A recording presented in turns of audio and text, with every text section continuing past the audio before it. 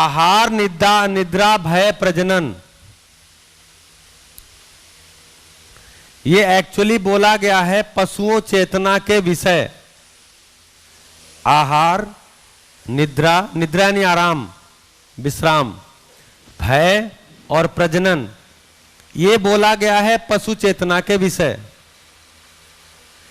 आदमी भी इसको करेगा तो इसको किसी मकसद के अर्थ में है, ये अस्तित्व सहज व्यवस्था है। लेकिन अगर केवल इसी को अपना विषय मान लिया है, केवल इसी को, तो पशु चेतना में ही जी रहा है। अब सवाल यह है कि क्यों आहार, निद्रा, भय, प्रजनन को पशु चेतना का विषय बताया है? इसलिए बताया है कि इन चारों में पशु नियंत्रित है। आप जांच के देखिए, आहार, निद्रा यानी आराम, भय और प्रजनन, इन चारों क्रियाओं में पशु नियंत्रित है। मतलब इन चारों क्रियाओं के कारण कोई धरती पे, पशुओं के कारण इन चारों क्रियाओं में कोई अव्यवस्था नहीं है।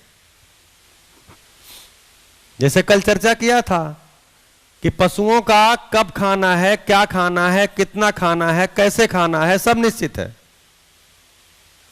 वो तभी खाएंगे, उतना ही खाएंगे, वही चीज खाएंगे और उसी तरह से खाएंगे। पशु का पेट भर गया, उसके बाद बढ़िया मिर्च मसाला मिला के कुछ दीजिए, मतलब उनका जो मिर्च मसाला होता है वो मुंह घुमा लेंगे। अच्छा, उनके मुंह घुमाते ही, जो लोग भी पशु, गाय भैंस वगैरह कभी पाले होंगे, वो देखते हैं कि जैसे वो मुंह घुमाते हैं समझ जाते हैं नहीं खाएगा, इसका पेट भर गया, और फिर एक लंबे समय तक वो कुछ नहीं खाते। और उनका आहार भी निश्चित है।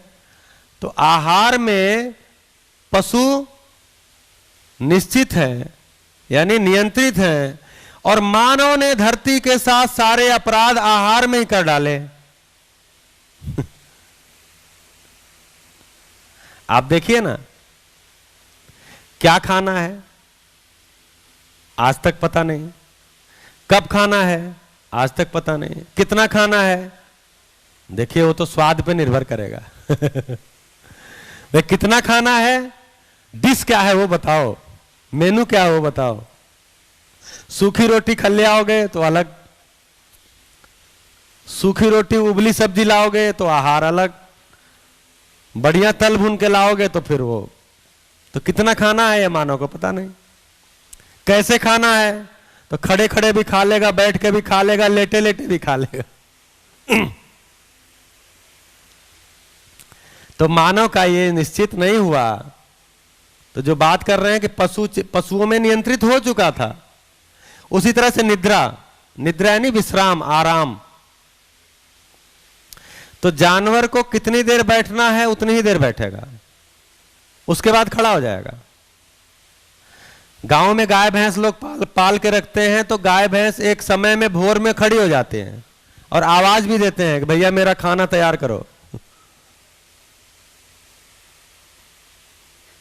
हाँ, दूध जिनका आता है वो दूध निकालने के समय आवाज करते हैं, किसान समझ जाता है दूध निकालने का टाइम हो गया। तो कुल मिला के निद्रा फिक्स है उनका, विश्राम कितना देर करना फिक्स है। आदमी का छोड़ो यार, आज संडे था जगा दिया, आज तो हमारा 10 बजे तक सोने का मन था। कोई काम नहीं है तो दिन भर सोएंगे, लेटे ही रहेंगे।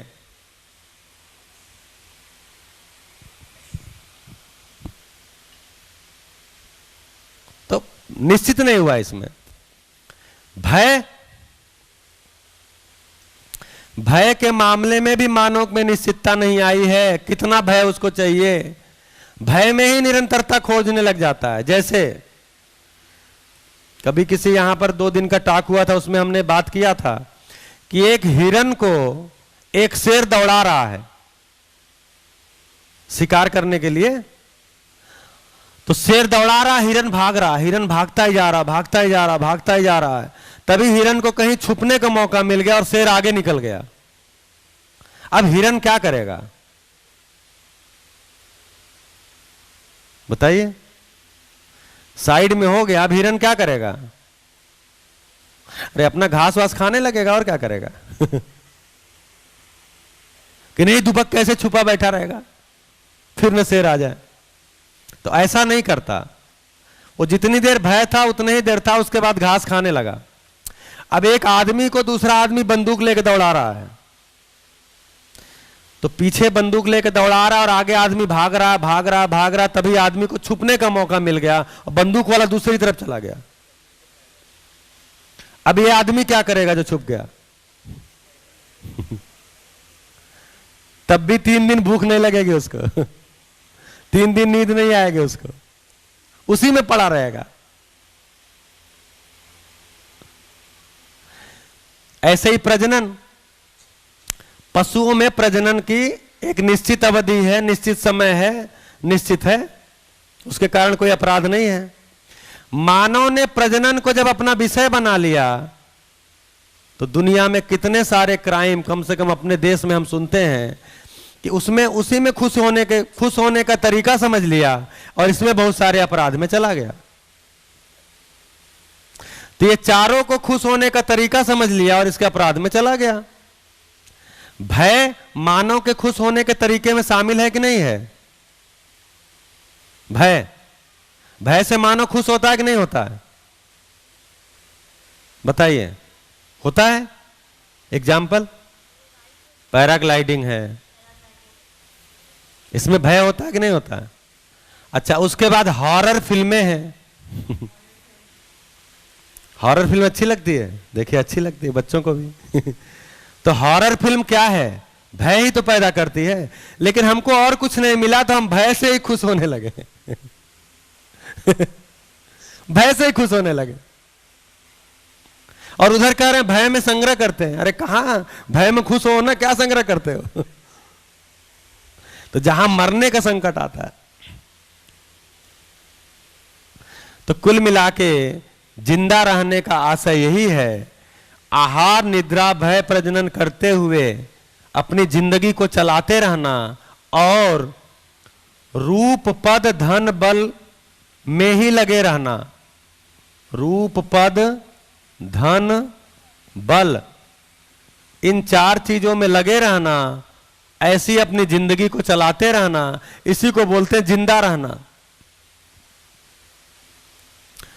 और इसमें हम 4 चीजें, 5 इंद्रियां हैं, शब्द, स्पर्श, रूप, रस और गंध। मतलब शरीर में 5 ज्ञानेंद्रियां हैं, कान है, नाक है, जीभ है, त्वचा है और आंख है।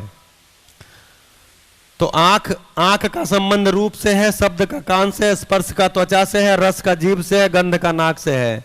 इन्हीं को अपने लिए खुशी होने के लिए उपयोग करके जीते रहना। अपने को खुश करने के लिए, खुशी होने के लिए इनका उपयोग करके जीते रहना, जिंदा रहना है।